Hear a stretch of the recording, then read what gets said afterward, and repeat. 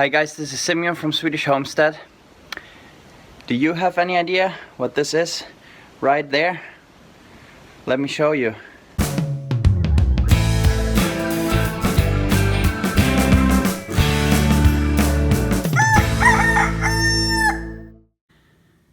These are the templates that we used to build our own greenhouse tunnel.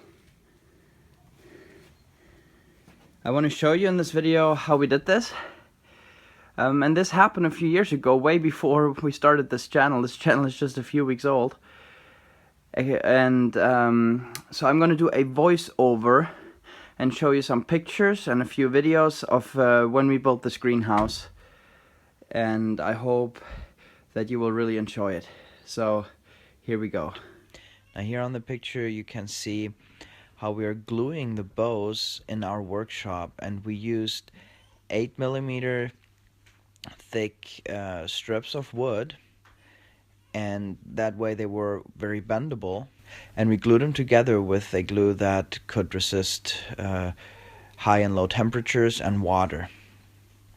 We used our clamps to press it together, and this took a while, so we always glued a third of the bow, then we had to let it dry, and then we glued the next third of the bow, and it took about 1 day for a bow to get glued all the way. And then we had to lift them out through the window out of our workshop because of its size.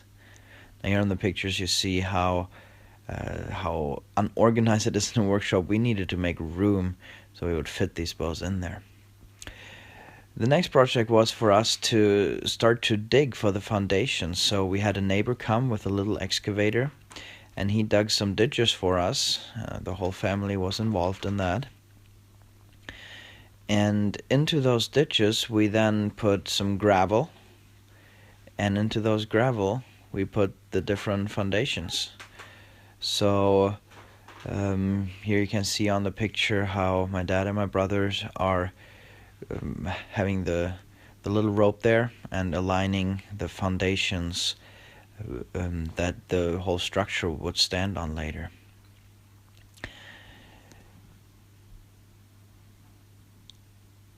So this was for us a very cheap way to get our greenhouse built up. Now here you can see the whole side where we built the greenhouse on our property on the farm there.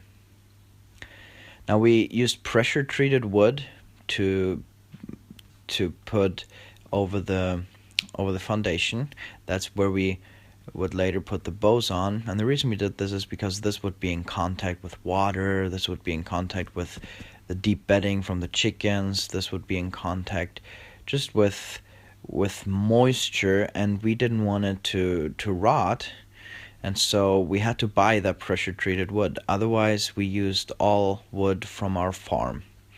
Now the boughs were quite rough still, and so my dad started to smoothen them out, make them all even. Here you can see him planing the sides, and then he made all the edges round so that there was no risk of the plastic that would later cover the greenhouse of it getting scraped up or cut open on those spots.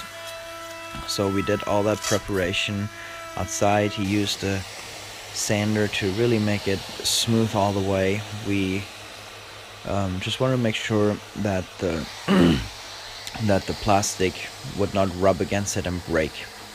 And plastic is what we had to buy, and it was the most expensive part for us. So here are the boughs. They're standing there. Actually later we added something. Here you can see on the top of the boughs we added this upside down T just to make them more stable.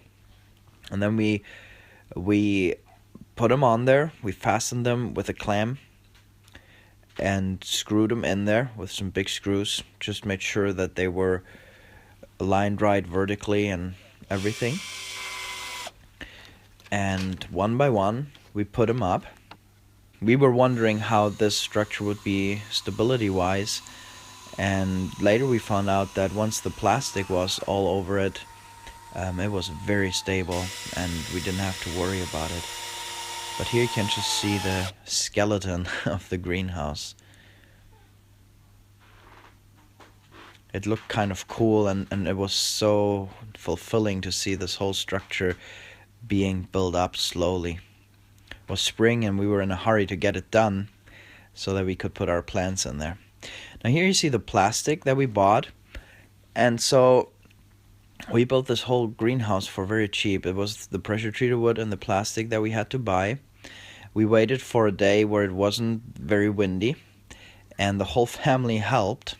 And there you can see that we connected some boards and fixed the plastic on it, and then we used some ropes to pull over the plastic over the whole structure so it would be evenly. We wanted to have the plastic fit really nicely on the whole structure, and this was a big structure, and it took us some thinking to get this done the right way, but it actually worked really well. My brother is really good with ropes and figured out a way how we were able to pull this plastic over there the right way. Here, just see how it's slowly coming down.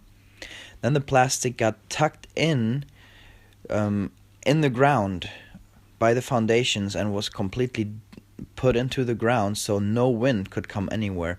Here by the doors, it's the hardest to tug the plastic into the ground, actually.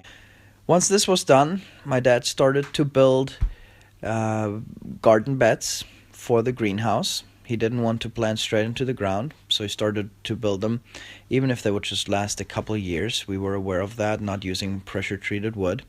We filled them with compost from our animals, and then when that was done, we took our plants that we had started to raise indoors.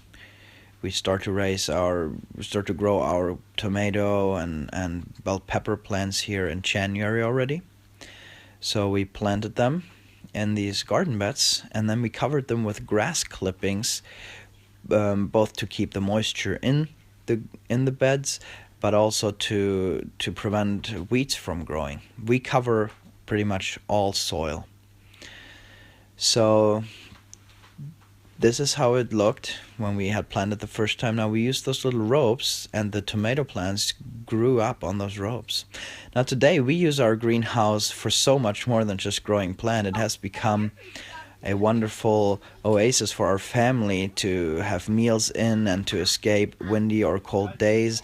It's just a wonderful Mediterranean climate in this place, and everybody enjoys it, guests and family. It's just wonderful. It's just really become a center on the farm in the season, spring to fall, for all kinds of activity. It's just a beautiful, beautiful place. Here you see our produce that we had this year. It was just packed with tomatoes and cucumbers and all kinds of things that we sold at a local store, and we were just really blessed. This is awesome.